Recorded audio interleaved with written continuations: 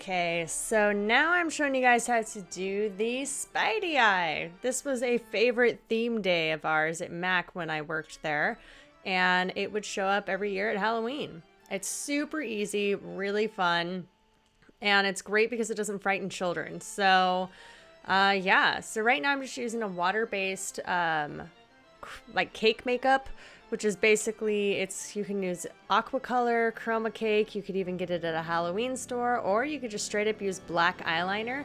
You can choose whether or not you want it to be waterproof or not, and then just go from there. I chose to do a time lapse for this video because due to the fact that there's so much drawing involved, if I skip a step at any point, you guys are really going to notice it and be like, wait, what just happened? Even if I'm like, oh, it's just the same thing I was doing 5 minutes ago. So, yeah, I've just doubled the speed, but honestly, this should only take you about 15-20 minutes if you're being a huge perfectionist and it's your first time. So I'm just going in and drawing the lines out, so everything will taper, and then I'm kind of bending it in to create kind of a concave edge along the lines that I created earlier. And all along the way, you just kind of want to be checking the proportions and seeing whether or not you want it to be totally round or kind of uneven. That is going to happen, and it's kind of annoying, but there's not a whole lot you can do.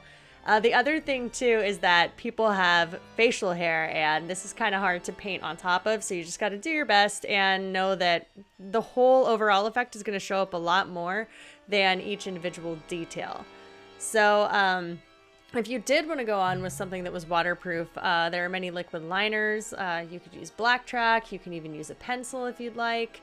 I prefer using a brush. And yeah, I'm just going on and see how I'm angling it all away from where I'm pulling. So that way it looks really nice and tapered. You're also going to leave one really long spidey web at the bottom for a little spider that you're going to create. And you're going to take leftover lashes or leftover ends of lashes from when you trim them, and you're just going to put that on the bottom. So I'll show you how, and that's pretty much it. It's super easy. You only need 3 products to do it. It's basically the leftover lash. I put a little shadow in the edge, and the liner. That's it. Okay, guys, so we got a little bit of time to kill, so I figure I might as well tell you a kind of funny story. So one of the really interesting things about working for Mac is that all of us would kind of argue about the correct way to say the names. And a lot of them there is a correct way, but some of them, like hoax or ho, people don't know which one is correct. Now there's one called plumage. I like to call it plumage because I feel like if there were such a thing, that's roughly the color it would be. But there's another one called satin taupe. And one day we had a customer come in looking for a color named Satan's Toupee. And we were all like, what is that? What is Satan's Toupee? And then they held up the empty eyeshadow container and it was for satin taupe. And we were like, you know, that kind of checks out, because if he had a toupee, it would probably be that color. So I thought that was funny. So, okay, so here's where the spider part comes. So spiders have 2 sections to their body. They have an abdomen and kind of a torso.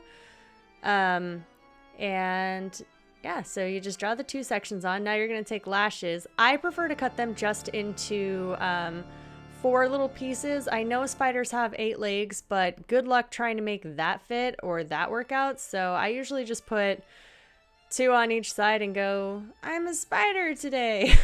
So it's up to you how you want to do it. Tweezers are going to be super clutch while this is happening because you're just going to want to die if you don't use tweezers. So yeah.